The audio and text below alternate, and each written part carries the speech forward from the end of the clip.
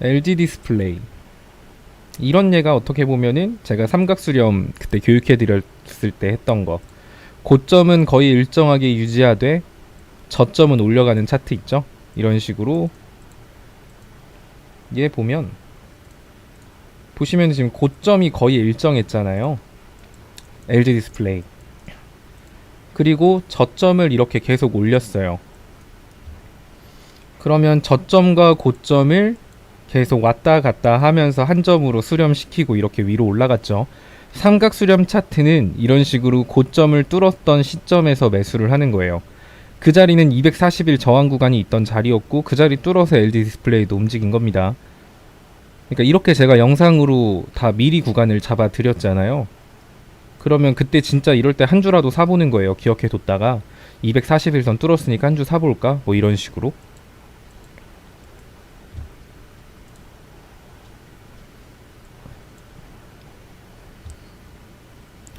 흥구석유는 진짜 제가 엄청나게 많이 말씀드렸잖아요. 이거는 더 말할 것도 없을 것 같은데 이제.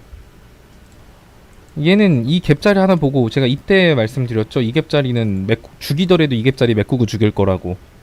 그럼 이 갭자리 보고 들어가서 기다렸으면 됐죠. 이 갭자리 딱 메꿨죠.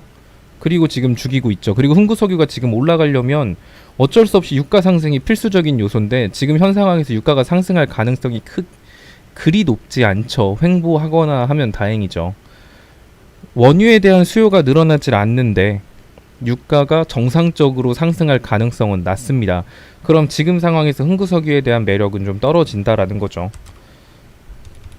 코로나 끝날 때까지 정말 기다려야 될 수도 있어요. 아니면 혹시 모르죠. 중동에서 갑자기 또 뭔 일이 일어나면서 올라갈지. 근데 그게 아니다라고 한다면 지금은 흥구석유는 조금 그렇지 않나 싶어요.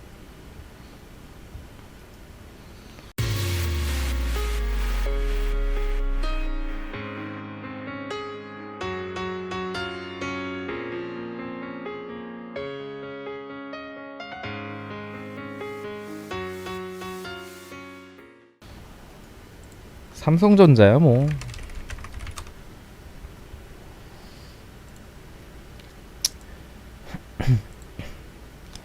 동아약품. 사실 동아약품은 좀 더 횡보하지 않을까 싶거든요.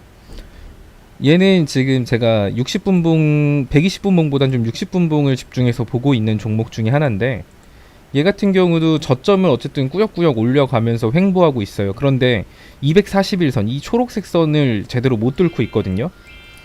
뭐 그럴 때는 241선을 제대로 못 뚫으면 241선을 끌어내리면 돼요. 어떻게 하면 끌어내릴까요? 그냥 적당히 횡보하면 241선이 알아서 발밑으로 깔릴 겁니다. 241선하고 주가가 최대한 가까워졌을 때 그때는 동아약품이 굉장히 매력적인 종목이 될 것 같아요. 그게 아니다라고 한다면 241선 60분봉상 뚫는 거 확인하고 진입하는 게 좀 더 안전할 거고요. 녹십자 MS를 만약에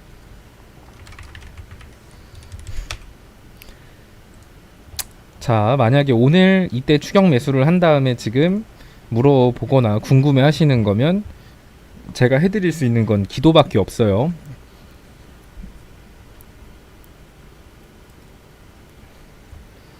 제가 갭든 종목 추격 매수할 거면 손절가 잡고 하라고 말씀드렸어요. 정말 질리게. 저질러 놓고 후회하지 마세요. 물론 얘가 상한가 들어갈 수도 있겠죠. 그런데 사놓고 불안해할 바에 안 사는 게 맞아요. 특수건설. 이게 갭자리도 있네요.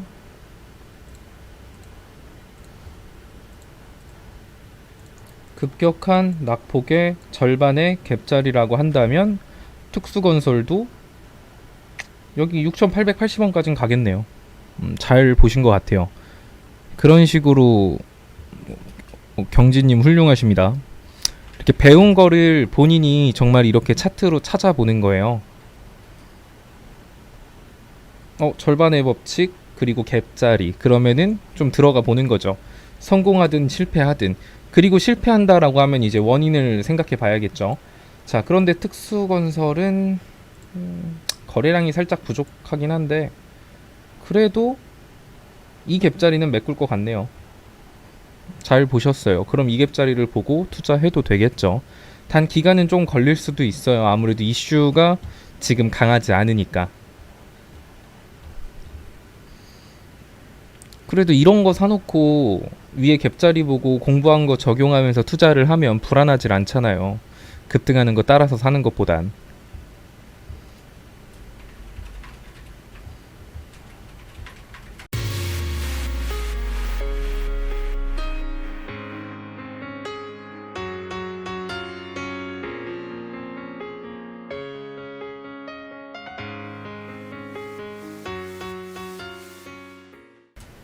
초록뱀이요?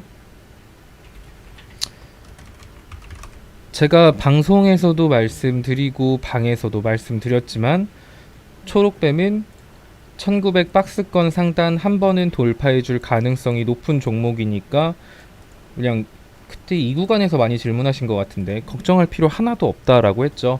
오늘 갭 떴어요. 그런데 추격 매수한 거면 당연히 혼날 짓을 한 거죠.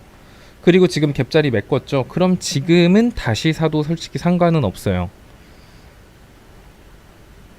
대신에 아래로 충분히 이제 지지선마다 약간씩 추매해갖고 비중 조절하면서 목표가는 좀 중장기적으로 본다면 yen 1900원까지도 볼 수 있어요. 초록뱀은. 근데 갭 뜨면 팔고 갭 메꾸면 다시 사고 이거 반복하면 수익이 극대화 되겠죠.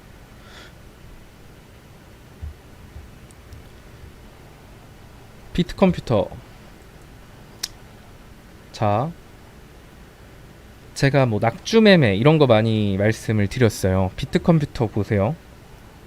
얘가 약간 특징이 뭐냐면 예전하고도 비슷하죠.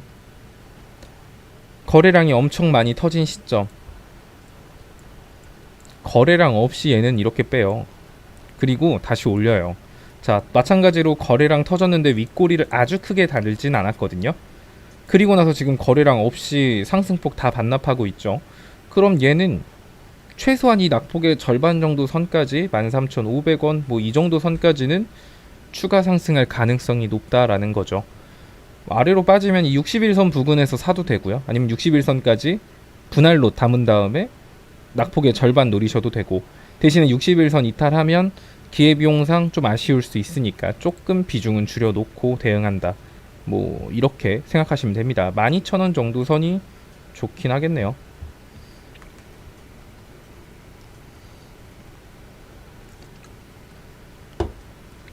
화장품 관련주들은 사실 화장품 관련주들은 어차피 여기 위에 갭이 있거든요. 이거 시장 때문에 빠진 거예요. 얘네들 다 메꿔요. 그러니까 걱정 안 하셔도 됩니다. 저 갭자리 아래로만 항상 평단가 유지한다라는 생각으로 가세요.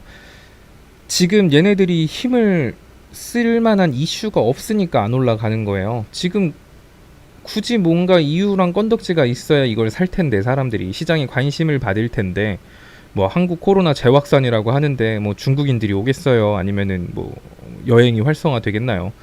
그런 상황에서 어떻게 보면은 시장 상황에 이 종목에 관심을 못 받을 수밖에 없어요. 근데 반대로 이것만 좀 풀려주면 저 윗갭 자리는 정말 금방 메꿀 거예요.